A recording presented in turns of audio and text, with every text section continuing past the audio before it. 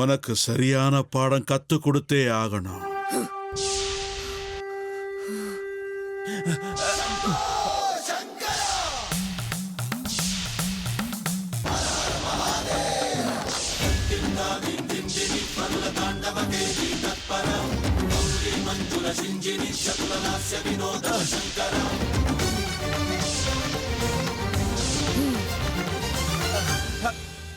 என்ன ஆனாலும் உன்னை ஏன் கையால கொல்ல மாட்டேன்.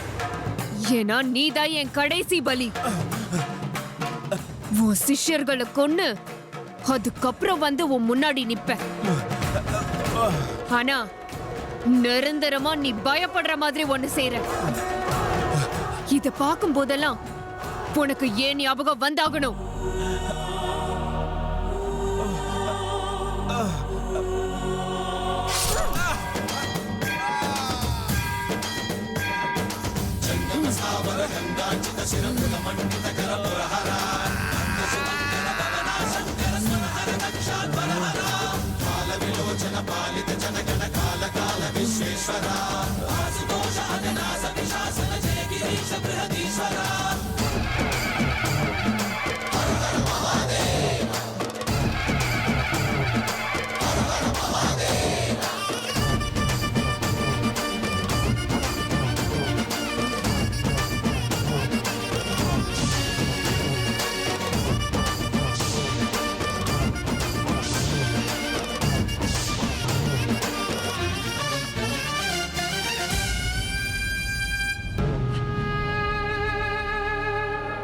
அமிர்தா,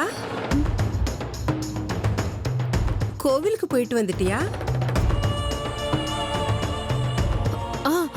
போயிட்டு வந்துட்டேன். என்னம்மா நீ கோவிலுக்கு போயிட்டு வந்துட்டு எனக்கு பிரசாதம் கொடுக்காம அப்படியே போற?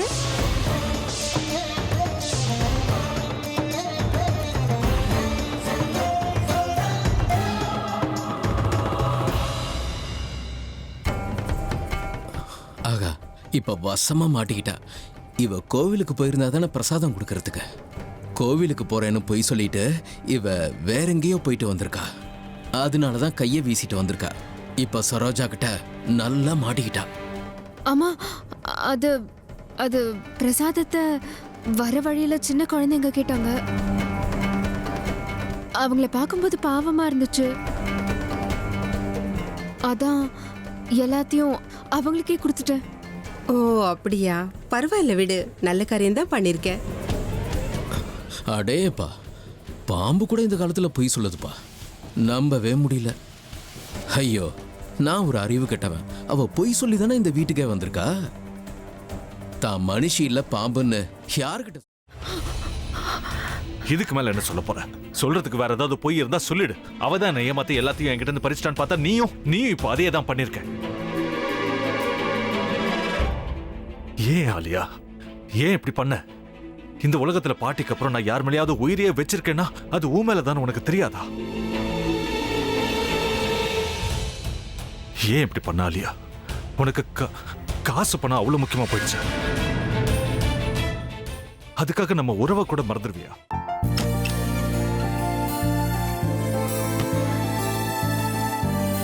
சக்தி சக்தி, ஒரு நிமிஷம்.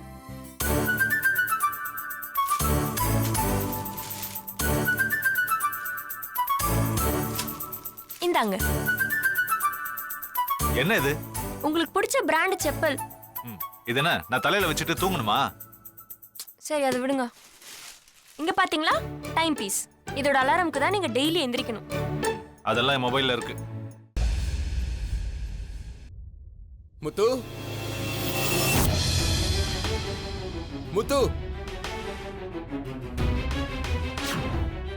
என்னடி இவன் முத்துன்னு ஒருத்தைய உருவாக்கி விட்டான். செல்வியை மறப்பான்னு பார்த்தா எப்ப பார்த்தாலும் முத்து முத்துன்னு கூப்பிட்டு இருக்கான். முத்துவ கூப்பிட மட்டுமா செய்யறான், முத்துவ வச்சு என்னென்னமோ செய்யறான். நாம தான் இழிச்சவை மாதிரி வேடிக்கை பார்த்துட்டு இருக்கோம். என்ன முறைச்சு என்ன பிரயோஜனமாயா? உனக்கு வேற குரல் போயிடுச்சு. அடுத்து அவ செல்வியை கூப்பிட்டானா என்ன பண்ண போற? உன்னுடைய விருப்பப்படியே நீ ராமநாத வீட்டு மருமகளா வாழ போற. கண்டிப்பா என்னுடைய ஸ்தானத்திலிருந்து அவன் உன்னை நல்லா பார்த்துக்குவான். அம்மா, டேய், அவரை பத்தி தான் உனக்கு தெரியும்ல. அவர் எந்த முடிவு எடுத்தாலும் அதான் ஃபைனல். நம்ம அப்பா வேணுமா வேணாமாங்கிறத நீயே முடிவு பண்ணிக்கோ. வாடா.